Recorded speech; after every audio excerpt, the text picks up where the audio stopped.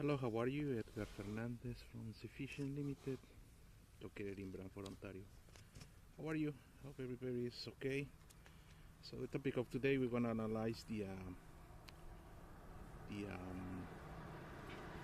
the safety violation number is number 7. Yeah, number 7, according to OSHA, a preliminary report released by the Chemical Engineering magazine. So the number 7 is the powered industrial trucks. Excuse me. So it's the what the standards that are related with this operation of this type of trucks is the OSHA 1910-178 and the CSA standard in Canada, the V335-15. So that's how many violations they have encountered, how many citations they have given to the different industries. Actually, it's industries that they are related with this type of trucks is manufacturing for sure, construction, retailers, wholesales, and other type of industries, marine industries as well.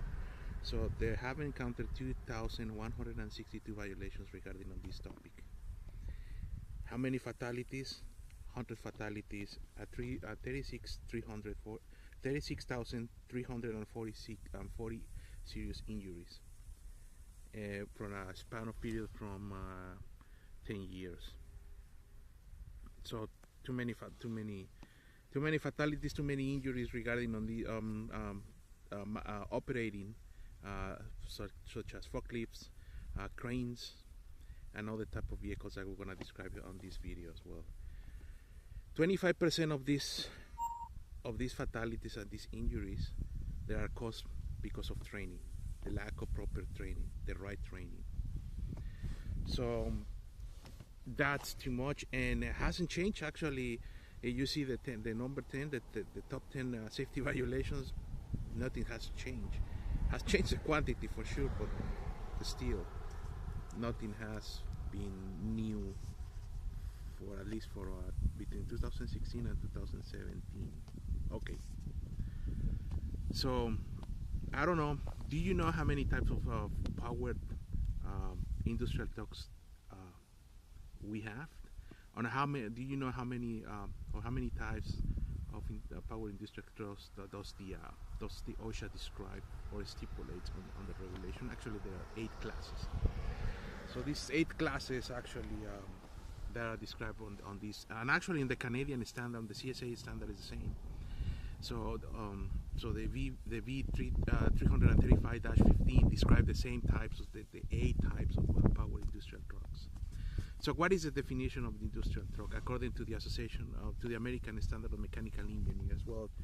I'm gonna read it. It's a mobile powered propelled truck used to carry, push, pull, and lift a stack or tier material according to the association, the American Standard of Mechanical Engineering.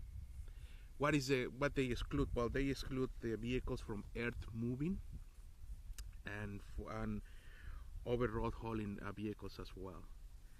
So now, what are the type? The thing that you need to do in your company actually it's to identify this. You have the 8 classes described on the OSHA standard 1910.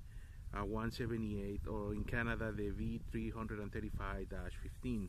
So you need to have you need to do first an inventory of if you have this type of 8 classes of vehicles, and on each class they require a very specific training. Remember, 25% of the fatalities and injuries there are because of lack of training. So what is the class? And you see me that I'm gonna read them because it's very important, this topic, so I don't want to miss anything. So class number 1 is an electrical motor truck. That's the number 1. The number 2 is electrical motor truck or narrow aisle truck. The number 3, the type 3 or the third class, is electrical motor hand truck on hand right trucks. The number 4 is internal combustion engine truck, but it's solid cushion tires. So plastic, especially this one, it's having account. You can find it in the food industry and pharmaceutical industry as well. electronic industry. When you need clean areas, it's when you need when you want to find this type of trucks. Number five is the same truck, internal combustion and engine truck, but they have pneumatic tires. Normally in warehouses, outside.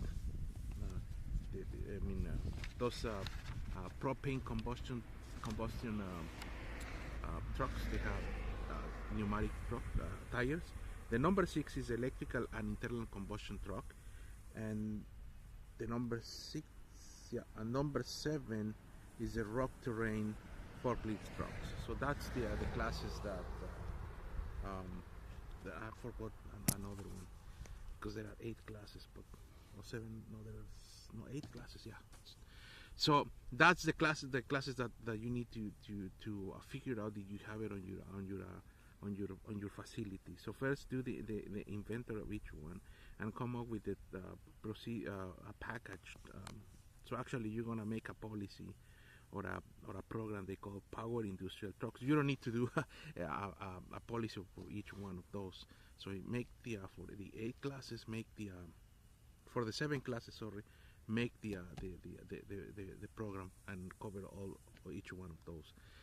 So, and then you need to the part of the training you need to give a certification. Now, this is the thing. Many companies, and actually it's a good practice. So regarding on what they go to the definition of competent person. So it's been trained, has the amount of experience, and is qualified. So regardless that if the person who's gonna operate this type of equipment in their companies, they have previous experience, they have been certified previously as well, they recertify the person, because each company has different safety policies. Some they have more stringent policies, others not. That's depend of the company. But at least you need to provide a minimum training on each one of these type of pieces of equipment or trucks. They don't behave the same as cars. That's something that you need to make clear. The another thing that you need to figure out to avoid this type of fatalities and incidents, it's a pedestrian traffic program. It's something that when I worked before in one of my previous companies, we developed a traffic pedestrian program at the warehouse. And also we recognize these 7 types of trucks that are described in the OSHA 1910-178 or on the B335-15 in Canada. So I think it's worth it to make a more extensive video of this, because there is a misunderstanding on how this thing work, how this thing they can cause fatalities, not only for the operator, for the guys that are working on the warehouse. It's not only to have this type of the inventories, also you need to have a policy for pedestrian traffic there, how people they're gonna approach forklifts, when how you're gonna approach a guy or operator they're on the forklift. So what's gonna be the procedure? They need to shut down the machine, take the key off, and then now you can approach. So it's one of those type of policies that you can implement. But for sure I'm gonna make a very extensive video on this. I think it's deserved. Like I said yesterday, I'm gonna do another one for machine guarding. And that's the things that we need to do. So remember, this is the safety violation number 7 according to OSHA, a preliminary report released by them, and you can find it on the Chemical Engineer magazine September issue. Thank you very much, guys. Have an excellent day. Bye.